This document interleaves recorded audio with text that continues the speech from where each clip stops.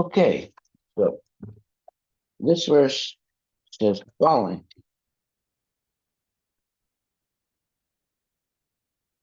In that position of self-realization, by practice of knowledge and renunciation, in devotional service, one sees everything in the right perspective. He becomes indifferent to material existence, and the material influence acts less powerfully upon him. Purport by His Divine Grace, A.C. Bhaktivedanta Swami Srila Prabhupada.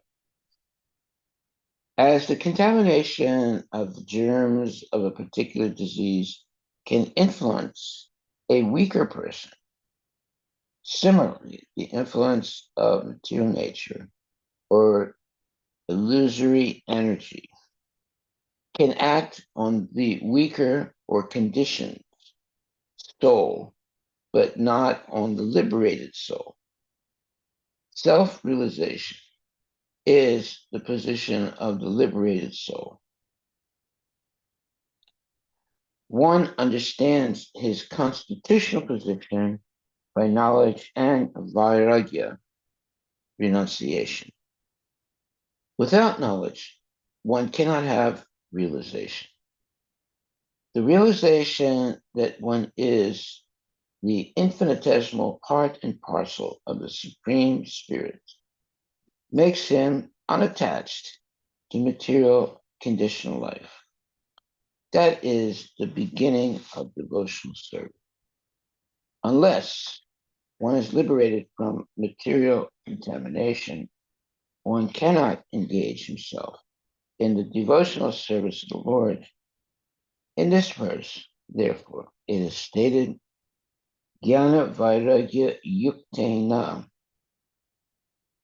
When one is in the full knowledge of one's constitutional position and is in the renounced order of life, detached from material attraction, then, by pure devotional service, bhakti yuktena, he can engage himself as a loving servant of the Lord.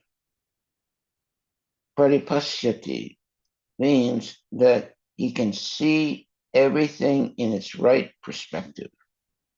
Then the influence of material nature becomes almost nil.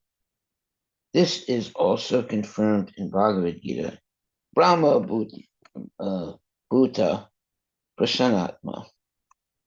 When one is self-realized, he becomes happy and free from the influence of material nature.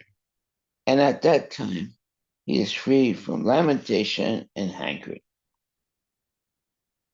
The Lord states that position as Mad Bhaktim Labhate Param, the real state of beginning devotional service.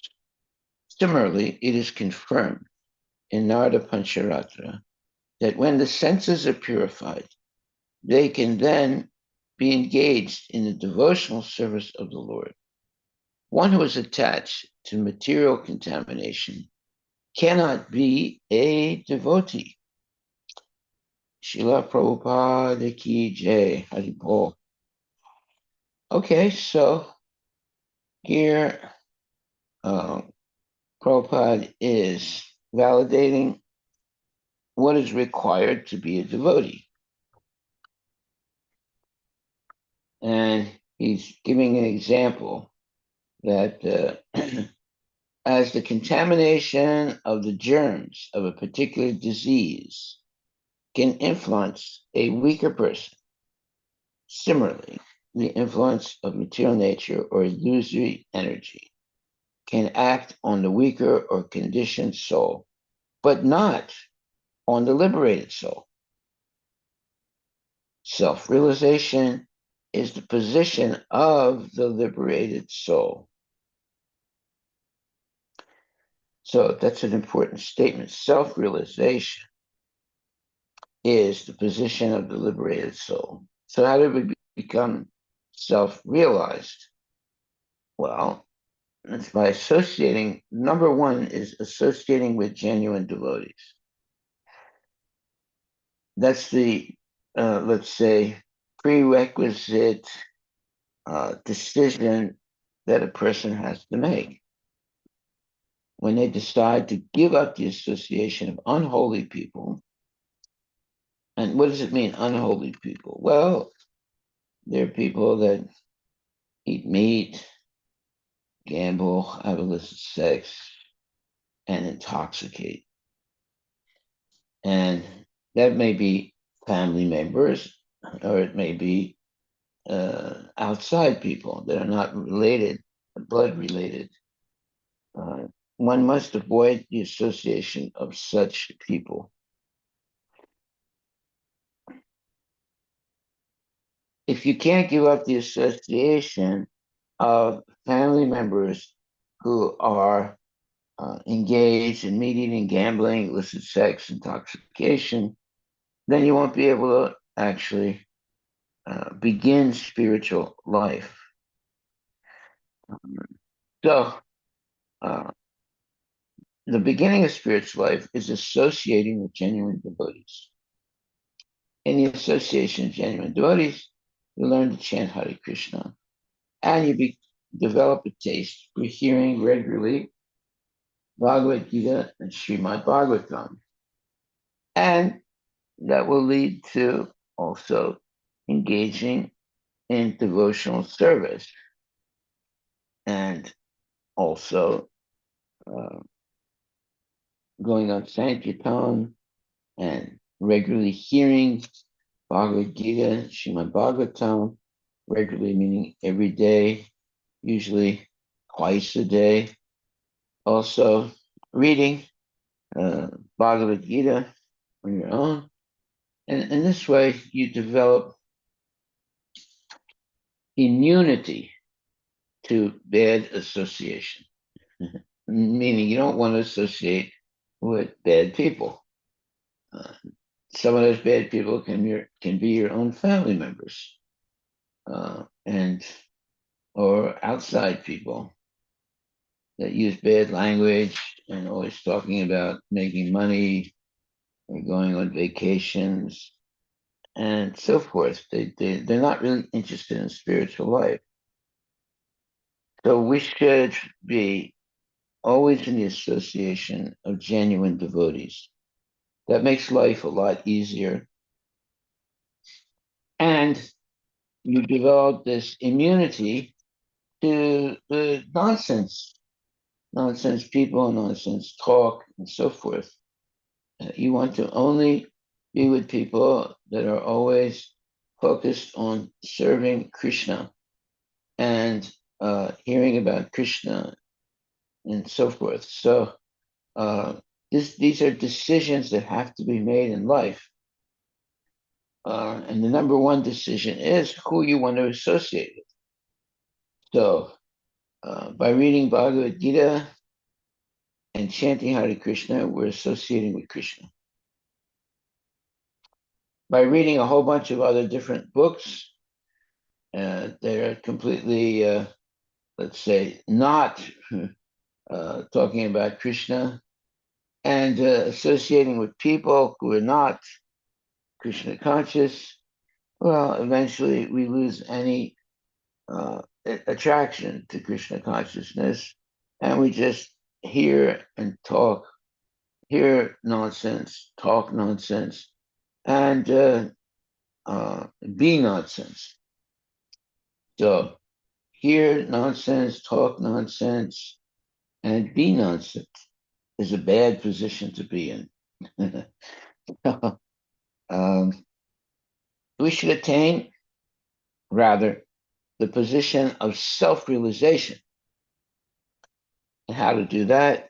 It's by practice of knowledge and renunciation in devotional service. So that means there has to be activity. When it says in devotional service, it has to be activity of practice of knowledge and practice of renunciation in devotional service.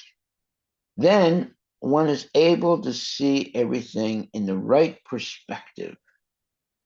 and one therefore becomes indifferent to material existence, and the influence and material influence acts less powerfully upon him. So, how does the material influence act powerfully upon someone? Well, it takes their mind away from Krishna and focuses on non-Krishna activities, thoughts, and so forth. So we can sort of uh, see how many hours a day we're thinking about Krishna and how many hours a day we're not thinking about Krishna. So we have to actually uh, see how many hours a day are we actually thinking about Krishna. So if it's a very big number, then it's good. If it's a very small number, it's not good. Or if it's no number, then you're in real trouble. So everything can be quantified.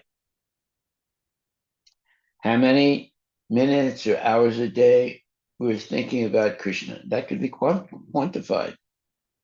Is it one hour or 2 hours or 3 hours, or is it only 4 hours? We should uh, let's say uh, quantify how many hours a day we're actually thinking about Krishna.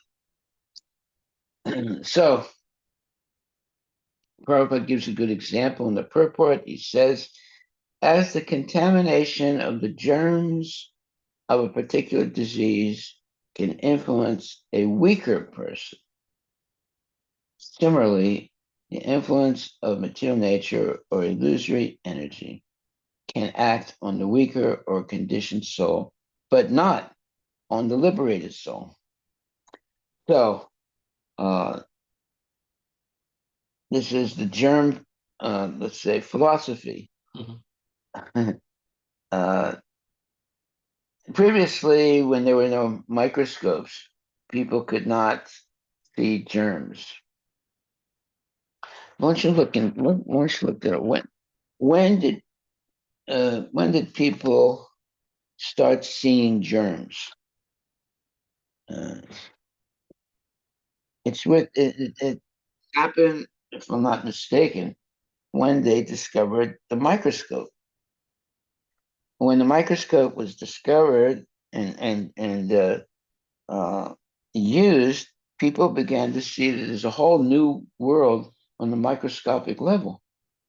Before that, they didn't know that. Yeah, 17th century with the Okay. invention of microscope. It's what? In the 17th century, with the invention of microscope, Yeah. the discovery of germs was a significant breakthrough in understanding disease transmission and the nature of microscopic life. So this Dutch scientist Anthony van Leeuwenhoek, a Dutch scientist and lens maker, is credited with being the first person to observe and describe microorganisms, which we now recognize as bacteria and protozoa. Using a simple single lens microscope he built himself, he called these tiny organisms nanomolecules. In 1676, Leeuwenhoek observed microorganisms in samples of rainwater, teeth scrapings, and other materials, making the first recorded observation of germs through the term germ, though the term germ was not used at that time. Then in 1665, Robert Hooke, English scientist, was one of the first to use a microscope to observe the microscopic world, including cells. Notice they're saying microscopic world. Yeah. Right? They didn't know about microscopic worlds. They discovered it. I mean, it was already there, but people were not aware of it. And all of a sudden, with the microscope, they were able to see there's a whole microscopic world, and it can often be the cause of diseases. Go ahead. And Robert Hooke was the first one to Also understand that the cells, human bodies are made with cells, and he described the structure of cork and coined the term cells for the basic units of life. Though Hooke himself did not specifically identify bacteria or germs, his work laid the foundation for the further exploration of microscopic life.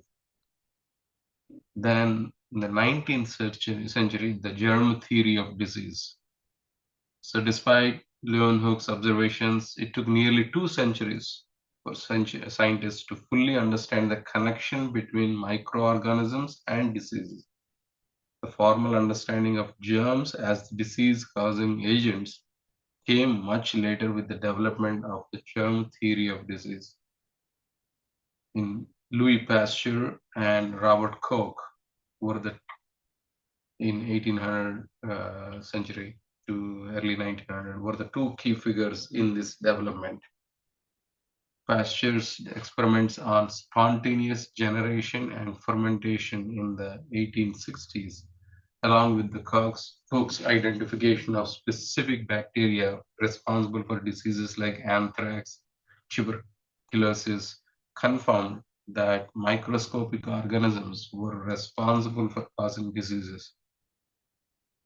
Summary: the first observation of microorganisms was made by Antonio van Leeuwenhoek in 1670s using a microscope, but it wasn't until the 19th century that the scientific community fully understood their role in causing disease, leading to the development of the germ theory of disease by Louis Pasteur and Robert Koch. This discovery revolutionized medicine and our understanding of hygiene, infection, and public health. Yeah, one example of that is if you go to a hospital, you'll see that the doctors are regularly washing their hands. Mhm.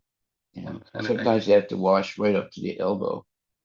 You know, that's because there are germs, and they can, you know, they can contaminate uh, uh, a person, and that person can contaminate other people. So they're always washing their hands. And yeah, there's this, let's see. Yeah, one day I was talking to this lady, and she was using Uncle Harry's products, especially, the tooth products. And I told her, I said, you should be careful about kissing someone. And she said, why is that? I said, because they can contaminate you and by kissing someone, and that can affect your teeth also. She said, really? I said, yeah. If you kiss someone who's has a lot of decaying teeth, they can pass on germs to your mouth, and that can affect your teeth. She said, "Oh my God!" She said, "I'm never going to kiss my husband again." But it's a fact. The whole idea, the discovery of germs uh, with the microscope, and right away they didn't understand the effect that germs have on people. It took some time for them to correlate germs with sickness, but there are germs everywhere, and that's why you have to regularly wash your hands and bathe and have clean clothes because there are germs everywhere, and some of those germs can cause sickness. So why don't you look up which kind of germs cause sickness, and are there good germs and bad germs? Yes. So our scriptures had already figured out, so they were telling to take 3 times shower, wear fresh clothes. So they had already given this all hygiene Yes. in the Yes. system Yes. already. Yeah, They're very intelligent, like how to. exactly. And then during COVID, this was important because here everybody shakes hands, whereas we do namaste. We don't. Proper. In the bar only we do Oh, that. Prabhu, how are you doing? We stay distant. Yeah, That's because our Shastra has understanding that there are living entities everywhere, which until a century or 1.5 centuries ago they didn't know. and one thing is interesting. In Christianity, at one point, when there's the Eucharist, the worship of God, and people have to kiss the Bible Mm. or kiss the hands also of the priest. So you can have, 50 to 100 people kissing the Bible. And you can see that in pictures, in photos, and also in films and so forth. So that would actually be a contaminating thing to do. Yeah. And another thing is, let's say you have a cut, but you don't, uh, do anything, and eventually you get an infection, and it can be very painful, and it'll be sometimes it's very hard to heal that infection. You get swelling, and it gets pus and so forth because you didn't pay attention to the cut. So all that is based on germ, uh, let's say, to germs, microscopic living entities that once they get into your bloodstream can cause, all kinds of sicknesses. So when you have a cut, you should uh, wash it very well and then cover it with Band-Aid or something so that you don't leave it open to the germs getting into your bloodstream. So this whole germ, what you would call the germ philosophy of sickness, that was not known. It was only discovered in what, the 18th century, Early 19th, yeah. early 19th century. Before that, people didn't know anything about germ infection, but they used things to kill germs. Like oftentimes they would use whiskey, although whiskey might not be the best way to kill germs, but people would use that as a medicine, uh, and as a Cleansing. yeah, but also as a instead of a something to stop the sensation of pain, they would use Like a painkiller. alcohol. Yeah.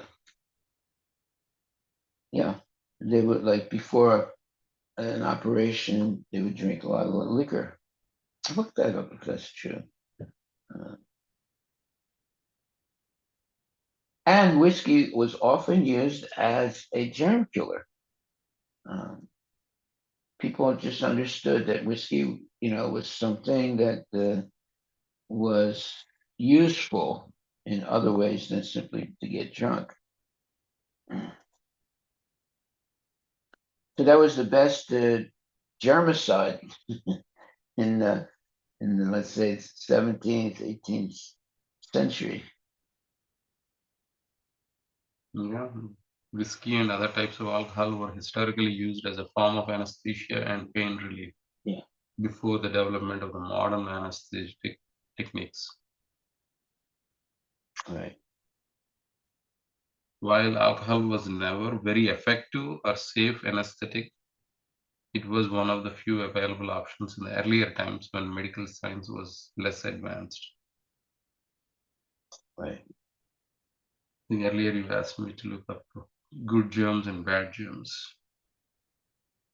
So there are both good germs, which are the beneficial microorganisms, and bad germs, the harmful microorganisms that impact human health. The germs that cause sickness are typically pathogens, which can include certain types of bacteria, viruses, fungi, and protozoa. However, many other microorganisms, often referred to as good germs or beneficial microbes, play important roles in maintaining health. So the types of germs that cause sickness, pathogens, there are bacteria, like bad germs include streptococcus, causes strep throat, E. coli, which strains cause food poisoning, mycobacterium tuberculosis causes the tuberculosis. Pathogenic bacteria can invade the body, multiply, and produce toxins that damage tissues or trigger immune responses, leading to illness. Then there are viruses, such as influenza virus, COVID virus, HIV virus. Then they hijack host cells, using them to produce more viruses, which leads to cell death and or damage and immune responses that cause symptoms. And then fungi, Candida aspergillus, which cause lung infections, yeast infections. Fungi can invade and damage tissues, often in moist areas of the body and through inhalation of spores. Then there's protozoa, are single cell organisms that cause diseases like malaria, Plasmodium, Giardia, causes the gastrointestinal infections. Protozoa often enter the body through contaminated water or food and can live in the intestines or blood, where they multiply and cause disease. Then there are good germs like lactobacillus or bifidobacteria. The lactobacillus is the one that helps digest lactose and produce lactic acid, which inhibits harmful bacteria. Yeah, so people eat a lot of yogurt. That's a source of lactobacillus. Then there's other bacteria. In those countries where people eat a lot of yogurt, they have good health. In villages, Maharaj, I've seen, like, personally, when I was going to villages during the childhood. So every day they take like either yogurt or lassi, like making out of yogurt, and make it. Yeah. So yogurt products they were taking every day. Yeah. Really important. And fresh, like not like weeks old or something. Always fresh. It's also heat, particularly in summer. Yes, summer, it cools down as down well. body. Yogurt is a great invention. It wasn't invented, but it was a great, let's say, discovery for health. You should regularly eat yogurt. So the beneficial bacteria called probiotics help with digestion, protect against harmful bacteria, produce essential nutrients like vitamins, and regulate the immune system. Viruses. There are bacteriophages, which are viruses that infect and destroy harmful bacteria. So the viruses that actually kill bacteria. They can protect the body by targeting and killing pathogenic bacteria, helping maintain a healthy balance in the microbiome. Fungi. There's Saccharomyces boulardii are used as probiotics. Also, there's some fungi that are while some are harmful, but this particular one is actually maintains gut health and prevents bacteria like diarrhea. There are also some protozoa that live in harmony with humans and help nutrient cycling and maintaining balance of the ecosystem. So the main ways that they benefit is aiding the digestion, immune support, and producing vitamins. Yeah. So probiotics is important, I think. Yeah, the discovery or let's say the invention of the microscope help people understand that there's a whole microscopic, let's say, population that can help you or make you sick. And then they came up with the germ theory of, so for example, when a doctor is going to do an operation, you'll see that he'll wash his hands right up to his elbow to make sure that he doesn't, infect someone with germs. And doctors are always I mean, real doctors, especially ones that do some, types of surgery, they're always washing their hands. Always washing your hands. So, And actually, the mouth has as many germs as there are in the anus. Why don't you look that up? yeah, it's actually last time we looked up, the mouth is the most Contaminated. contaminated part of the body. Yeah.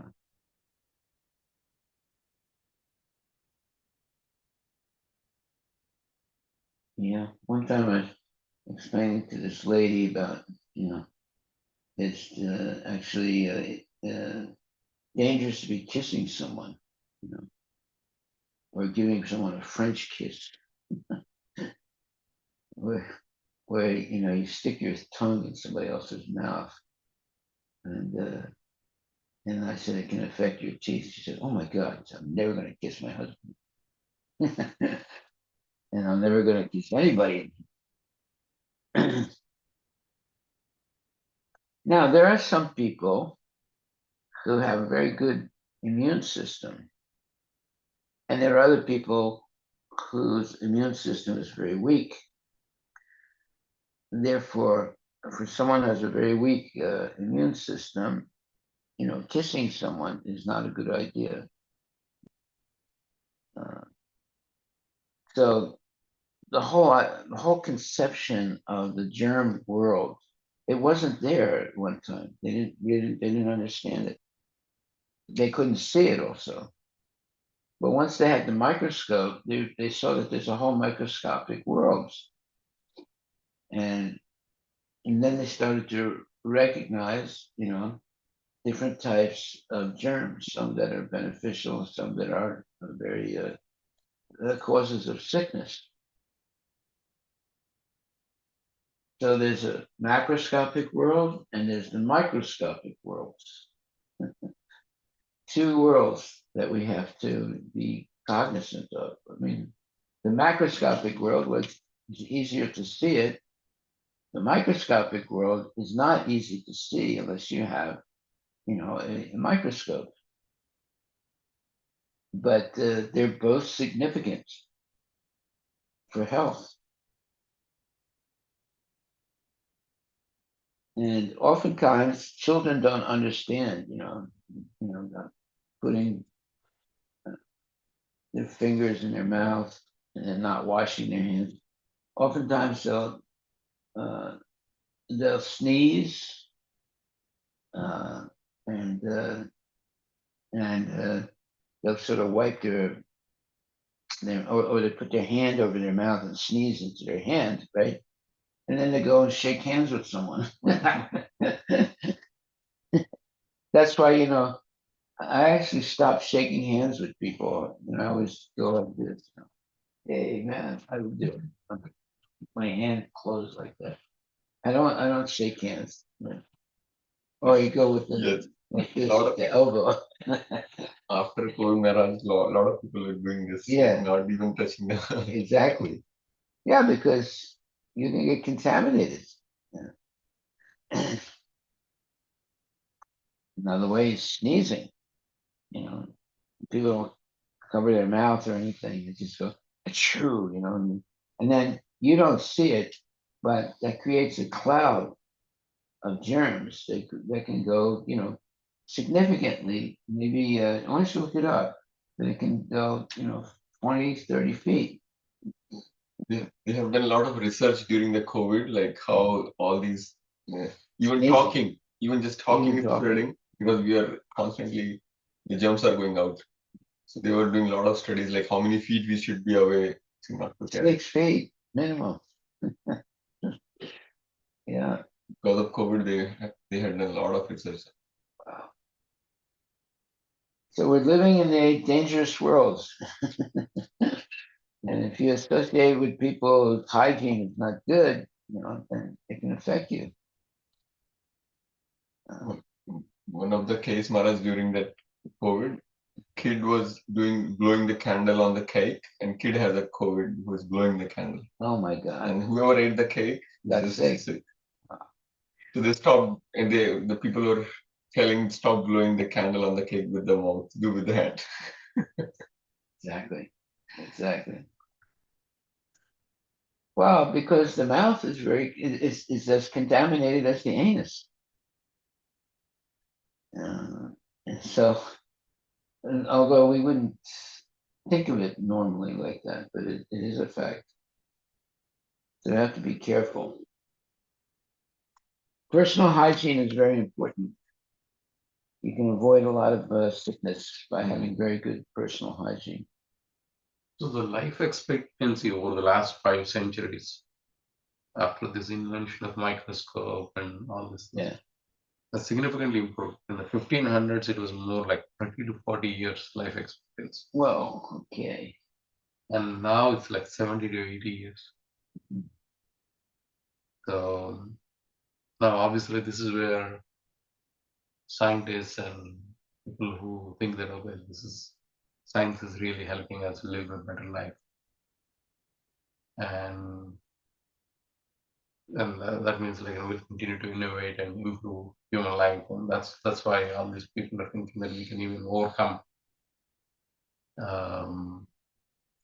kind of basically the death in a way, Well, the increase the longevity. longevity, because now they're trying to get at the nano level and then figure out how replenish the body with vitamins or things that help the system. You're not going to live more than 100 years. I mean, some people can do 110, 120 years, but most people, the maximum is 100 years.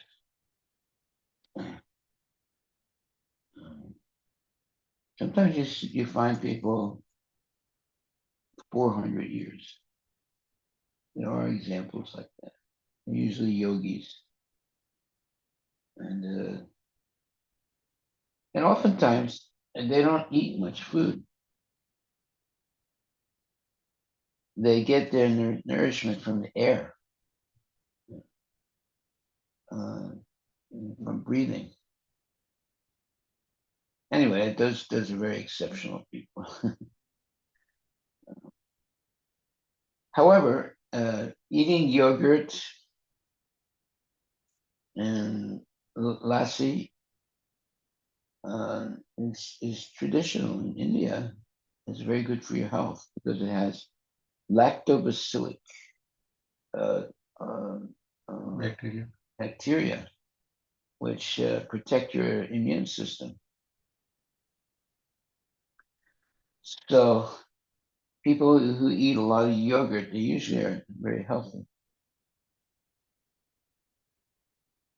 And yogurt is a great healer of sickness. We should regularly have yogurt because it has all these positive microorganisms that fend off sicknesses or bad germs. That's why you see a lot of Middle Eastern people, they eat a lot of yogurts. It's good for you. They're not only people that eat a lot of yogurt. And yogurt has become a big thing. I mean, it's a big industry now, but But usually they have yogurt with different flavoring. Those flavorings compromise the medicinal activity of yogurt.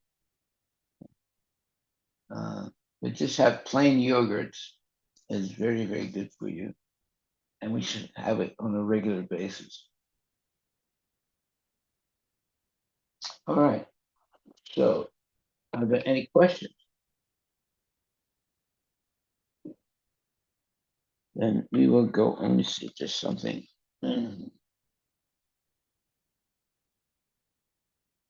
Yeah, there's a nice statement here. It says, one understands his constitutional position by knowledge and vairagya or renunciation. Without knowledge, one cannot have realization and vairagya, renunciation.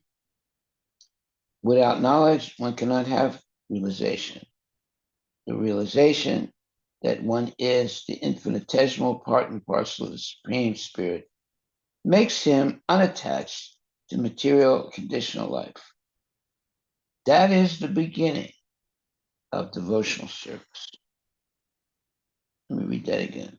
The realization that one is the infinitesimal part and parcel of the Supreme Spirit makes him unattached to material conditional life. That is the beginning of devotional service. Unless one is liberated from material contamination, one cannot engage himself in devotional service of the Lord. In this verse, therefore, it is stated, Jnana Vairagya Yuktena, when one is in full knowledge of one's constitutional position and is in the renounced order of life, detached from material attraction, then by pure devotional service, Bhakti Yuktena, he can engage himself as a loving servant of the Lord. Paripashyati means that he can see everything in its right perspective. Then the influence of material nature becomes almost nil. That is also confirmed in Bhagavad Gita. Brahma Bhuta Prasanatma Nasochitena Kansati Samaksarve Subhutesu Madbhaktim Labhate Param. When one is self-realized, he becomes happy and free from the influence of material nature. And at that time, he is free from lamentation and anchoring. Yes. Sochati and Kankshati, lamentation, Sochati, and hankering. The Lord states that position as Mad Bhaktim Labhate Param, the real state of beginning devotional service. Similarly, it is confirmed in the Narada Pancharatra that when the senses are purified, they can then be engaged in the devotional service of the Lord. One who is attached to material contamination cannot be a devotee. Wow. One who is attached to material contamination cannot be a devotee. Yeah, so we have to be careful about shaking hands, right? So most of the time now, people go like this with their elbow. This long. They don't even touch it. They go like that. And one must be careful. Like when you have the Eucharist, you come and kiss the hand, or you of the priest, or you kiss the cross that the priest is holding. Sometimes, like 100 people can kiss that thing in a short period of time, and that's actually very contaminating. So we have to be very, very careful. We have to have knowledge of the germ world. There's the macroscopic world and there's the germ world. And they're, you know, living together. So we have to be conscious of that. That's why we should have good hygiene, regularly, brushing our teeth, taking baths. Normally, yeah, the rule is, especially for pujaris, every time you pass stool, you have to take a bath. So that could be like 2, 3 times a day, or even past stool or urine, you have to take a bath. Yeah. So the hygiene of pujari is very strict, actually, if they follow it. Yeah. Sometimes they're bathing at least 3, sometimes 4 times a day. It might not be long showers, but they have to actually take their clothes off and bathe, dry their skin, and then put the clothes back on, or change the clothes. Oftentimes, a pujari can change clothes like 3 times a day. Yes. So therefore, because of COVID, people became more conscious of germ contamination. Before COVID, people, they would. I mean, the worst thing is like you uh, you share cigarettes or you share a pipe. Sometimes they're smoking marijuana in a chillum. Chillum is a pipe, so they'll pass it around. Everybody puts their lips on it and takes a toke. And then they inhale it and exhale it, and it's very contaminating. Of course, we should never touch any of those uh, intoxicating substances. Not good. And people who have bad hygiene, they like kids, they'll sneeze in their hands, right, at school, and then they'll touch things, like they'll touch they're going up and down the stairs, they touch the what do you call it, the uh, um, and they'll touch things. Let's put it like that. And then someone else will come and touch the same thing, and then now their hand is contaminated. That happens a lot in schools. And then kids pick up sicknesses in school. They go home and they pass the sickness on to their parents. It happens a lot. School is the most contaminated place. And oftentimes there's a massive sickness that takes place, and it started in the school, and then the kids get that sickness, and then they pass it off in the house. Now everybody has a cold. You have to sort of, as soon as a kid comes back from school, you have to, make sure they take a bath and wash their hands really good, disinfect them. Disinfection is a big thing. Like, when these astronauts, when they go up, when they come back from, going around the world or and going different places, they have to be disinfected before they let them associate with people. So just imagine how contaminated people are without flying through the air or going to the moon. There's so much disinfectants. I mean, the worst type of disinfectants that they use in India. What's the name of that? It smells bad. and it's terrible. I forget the name of it. Indians are using it all the time as a disinfectant. I forget the name. As a disinfectant? Yeah.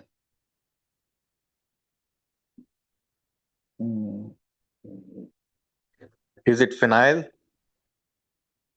Maybe. In the bathroom, you know, I think that they use that. All Indians have that. Yeah, that's probably the one. Yeah. Phenol. Phenol, yeah, Yeah. phenol. They use it all the time in the bathroom. I know my brother, one of my brothers would always use alcohol as a disinfectant, you know, like 70% alcohol or sometimes even more whiskey. Whiskey can be sometimes, 90% alcohol. They use that as a disinfectant. Now, does it actually kill germs? Why don't you look it up? Does alcohol actually kill germs? I think it does because that's how the sanitizers are used.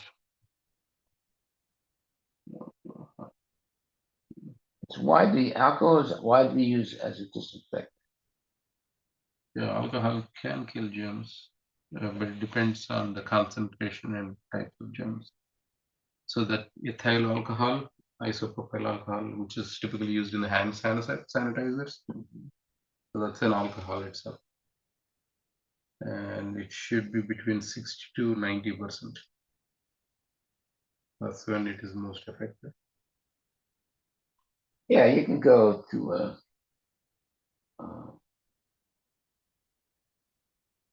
store and buy some kind of alcohol, 70% alcohol or something like that, and use it as a disinfectant, externally in your body. One of my brothers would always use it as a disinfectant on his body after taking a shower and still, rub his body with alcohol.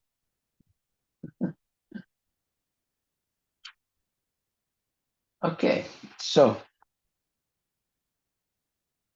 and it says here in the purport, as the contamination of the germ of a particular disease can influence a weaker person, similarly, the influence of material nature or illusory energy can act on the weaker or conditioned soul, but not on the liberated soul. Self-realization is the position of the liberated state. One understands his constitutional position by knowledge and vairagya or renunciation. Without knowledge, one cannot have realization. A very important statement. Without knowledge, one cannot have realization. The realization that one is the infinitesimal part and parcel of the Supreme Spirit makes him unattached to material conditional life. That is the beginning of devotional service. Let me read that again. The realization that one is the infinitesimal part and parcel of the Supreme Spirit makes him unattached to material conditional life. Well, yeah, we all come originally from Krishna. So we are a part and parcel of the Supreme Spirit or the Supreme Lord. How many people believe that? You'd be surprised. Not many people have that realization that we're part and parcel of the Supreme Lord. Because if we're part and parcel of the Supreme Lord, then our duty in life is to serve the Lord.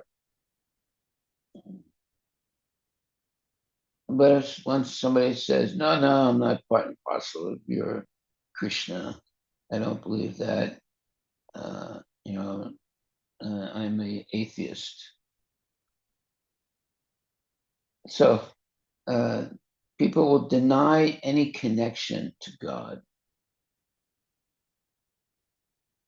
And therefore, they're not, they look at death as something normal. And they pray, if you can use that word in a very strange way, that after death, there's nothing. These are the false ideas that materialists have. They actually pray, but not to God.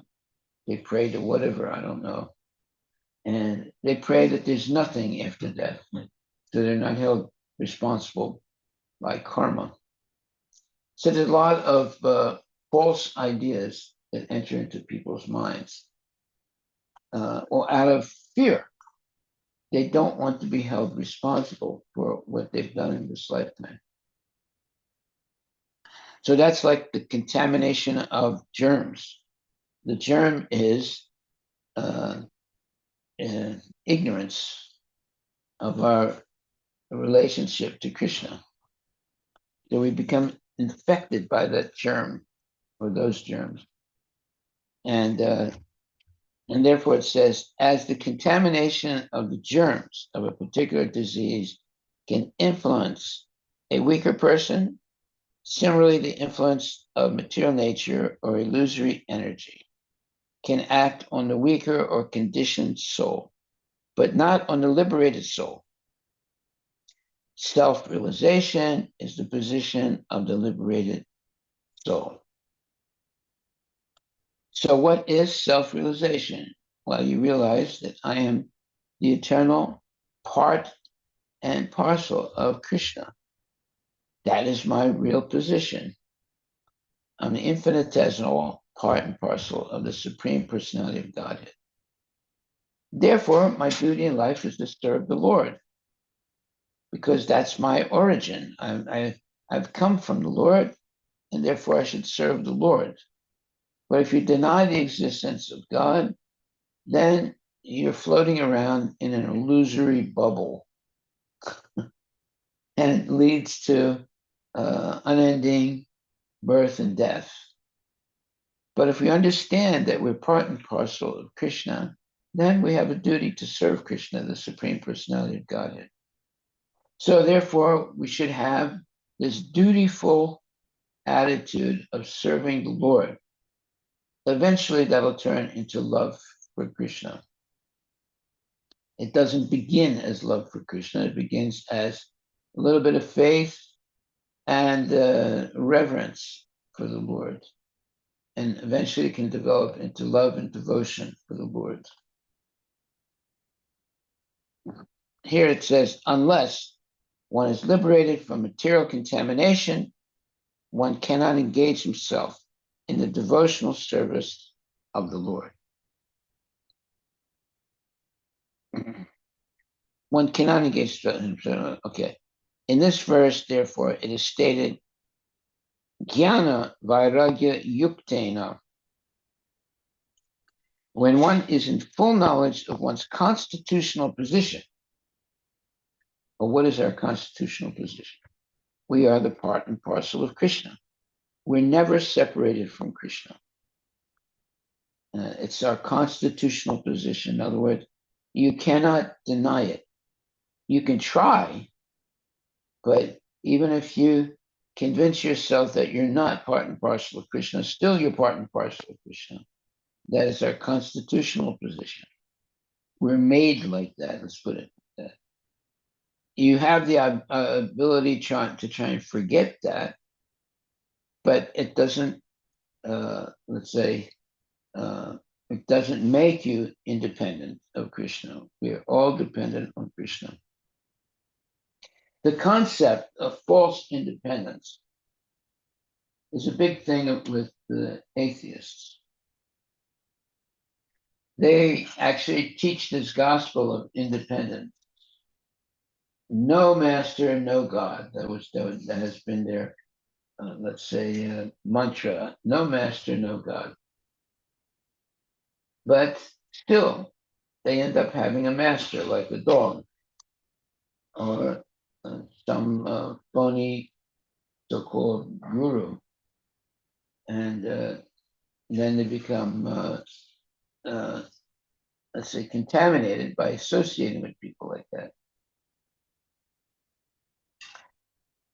So, if we're going to have a master, we should choose one who is a devotee and who is surrendered themselves to Krishna. So that's a good master. But if you choose someone who's not a devotee and who is basically an atheist to surrender yourself to, then you make a big mistake. So, no master, no God is a very bad motto. We should always have a master, meaning a spiritual master, and we should have belief in the existence of Krishna, the Supreme Personality of Godhead. But there are, people who believe in no master, no God. In other words, they say, I don't surrender to anyone, and I don't believe that there's God. Well, to live like that is very dangerous, and it means that you'll make many mistakes in this lifetime. Rather, you should choose the right master, that's Krishna, and the bona fide spiritual master, and engage in the devotional service. You don't want to serve a dog, you don't want to serve a cat, you want to serve the Supreme Personality of Godhead, the best person to serve, because that person or Krishna can liberate you from the cycle of birth and death. The dog or the cat or the snake, people have snakes as pets. They're not going to save you from birth and death. In fact, they can maybe help you die earlier than you're supposed to. There's this one woman who had a lizard, a big lizard, as a pet. She nurtured it from, early birth of that lizard until it grew to its normal size, which is about 6 feet long. And one day, the lizard attacked the woman, almost killed her, because it's a lizard, and it was a big lizard. It was like, 5 or 6 feet long. Of course, it didn't start like that. It was a small lizard, and then it grew to its natural size. And then one day, it attacked the woman that had basically was acting as its mother. Why? Because it's a lizard. It's a wild animal. There's so many crazy people in this world that they'll purchase a lizard and they'll nurture it so it grows up to be a big, maybe 4 feet long or 6 feet long. And then the lizard attacks them because it's a wild animal. So these things are happening. We should never, accept wild animals as pets. That can include dogs. There are examples of dogs that have attacked their so-called master. But why? Because they're animals. They're not human beings. And there are human beings that are even worse than animals, but that's another issue. But we have to be careful in our association with animals. Now we have like cows. Cows are not meat eaters. Okay, so that's a big plus for a cow. Dogs are meat eaters. That's a big minus for dogs. So if you have a cow as a pet, it's much better than a dog because the dog's urine and stool are contaminating. The cow's urine and stool are not contaminating. They're purifying. So it takes time for people to understand these things. So therefore, if you want a pet, the best pet to have is a cow. And if you take care of the cow nicely, then The cow will give you nice milk. The cow's stool is purifying. The cow's urine is purifying. And therefore, it's the best kind of pet you can have. Okay, so are there any questions?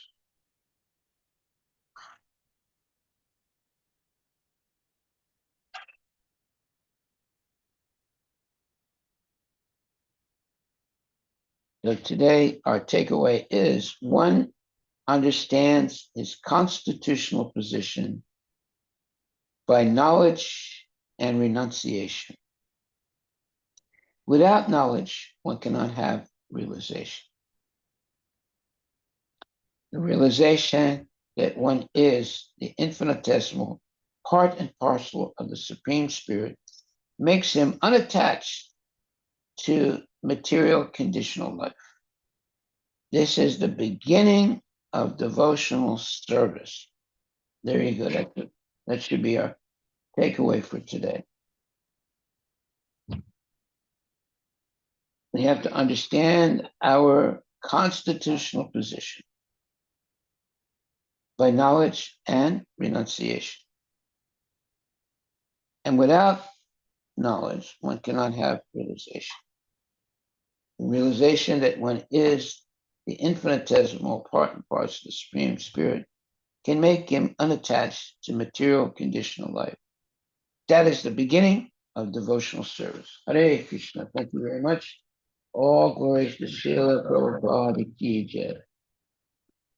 May you all have the realization that one is the infinitesimal part and parcel of the Supreme Spirit, because that makes one unattached to material conditional life. That is the beginning of the